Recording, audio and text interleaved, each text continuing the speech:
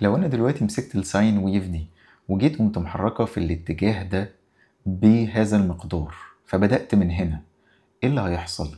هتلاقي اللي انت حصلت على شكل الكوزاين ويف.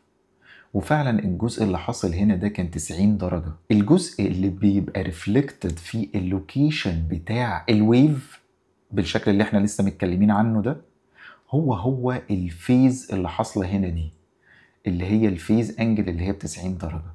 فعشان كده اقدر اقول ان الكوزاين ويف تعتبر فيز شيفتد ساين ويف، فهي مجرد عبارة عن ساين ويف انت عملت لها فيز شيفت بمقدار 90 درجة، يعني من الساين تقدر تجيب الكوزاين. ده معناه ان انت بتبدأ من هذه الكانونيكال سيجنال ويف تعتبر اساسية، بتقدر ان انت تستنتج منها ويفز اخرى. والويف نفسها جت منين؟ روتيتنج فيكتور، مجرد فيكتور بيتحرك جوه يونت سيركل طلع لي الموضوع ده. وانا لو عايز اسكيل الكلام ده اقدر ان انا اسكيل الكلام ده. هو هنا لو تلاحظ هو بيروتيت ما بين -1 و 1.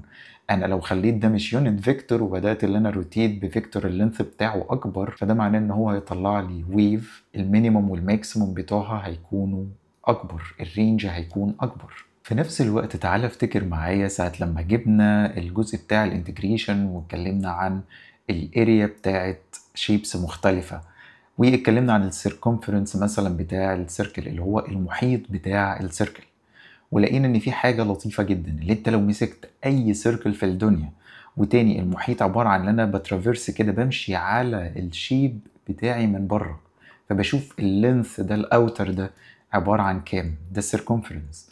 طيب لقينا ان انا لو مسكت المحيط ده ورحت قسمته على الديامتر بتاع السيركل اللي هو 2 ار، دي ار ودي ار، فاللي هيحصل ان انا هطلع برقم عجيب جدا اللي هو باي. وزي ما قلنا قبل كده ان هو طبعا فيه فاليوز كتيرة قوي بعد العلامة العشرية.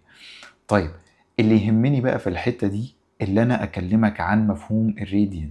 الراديان عبارة عن ان انا لو اخدت هذا اللينث اللي هو الار ده، واخدت نفس اللينث ده ورحت فردته على ارك موجود هنا، فالطول بتاع الارك ده بتاع الجزء الكيرف ده عبارة عن ار، فده دلوقتي بيمثل لي 1 راديان.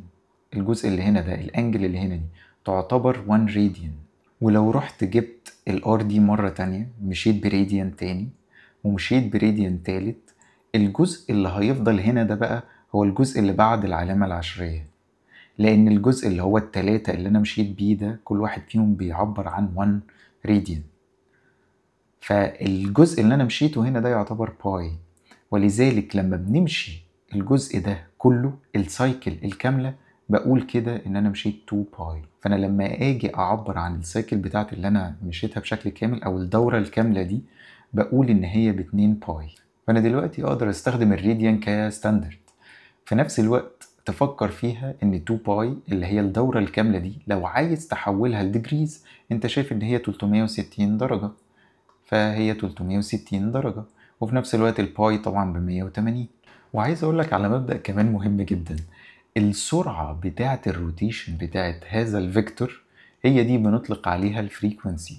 لو الفيكتور ده بيقطع ال2 باي دي، بيخلص الدورة الكاملة دي مرتين في الثانية، فأنا بقول إن الفريكونسي بتاع الويف بتاعتي 2 هرتز، فكده بتعمل 2 cycles per second في الثانية الواحدة. فهنا بقى دخل المفهوم بتاع التايم ودخل المفهوم بتاع انت بتعمل روتيشنز قد ايه في الثانية وهكذا. الكلام ده حقيقي مهم حتى في الشغل بتاعنا بتاع الاي اي لسبب بسيط جدا.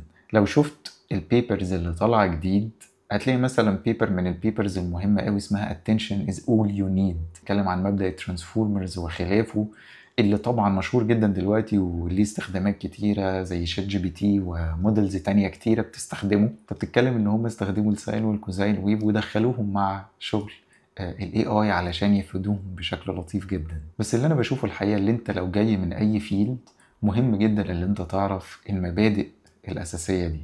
شكرا جدا انك كملت الحلقة للاخر، اشوفك الحلقة الجاية. سلام.